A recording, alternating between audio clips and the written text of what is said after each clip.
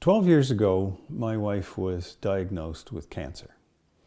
And her and I went through the process of getting that treated, surgeries, etc. But in about a year and a half, it was determined that the cancer was in fact terminal, which is a terrible shock to ourselves and our children.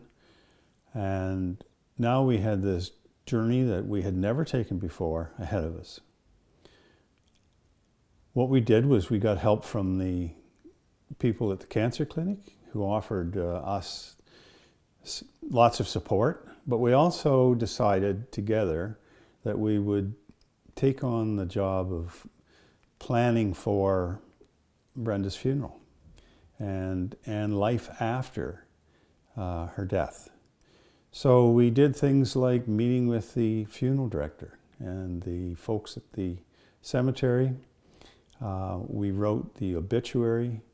Brenda took the time to write out a list of all the things that she owned and her clothing, etc., and who she wanted those to go to.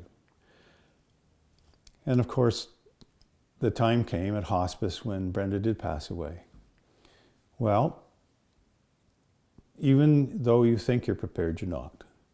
And it was an awfully lonely time by myself at the nights following her death.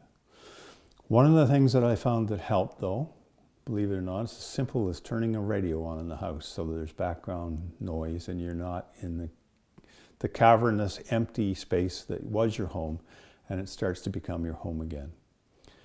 The other thing I did was I went to the grief counseling classes that the hospice put on, and they don't do that until 3 months is completed. And it was amazing to sit down with other people that were in exactly the same boat and their spouses had died at the same location. There's a process to go through. I followed it. It was difficult, but it was very, very helpful.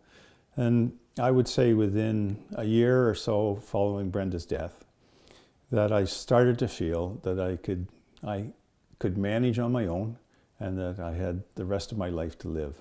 I miss her dearly, but I'm prepared for the rest of my life. And in fact, 7 years ago, I got remarried to a wonderful woman, and we have a new life together. Her memory's still with me, but there is life.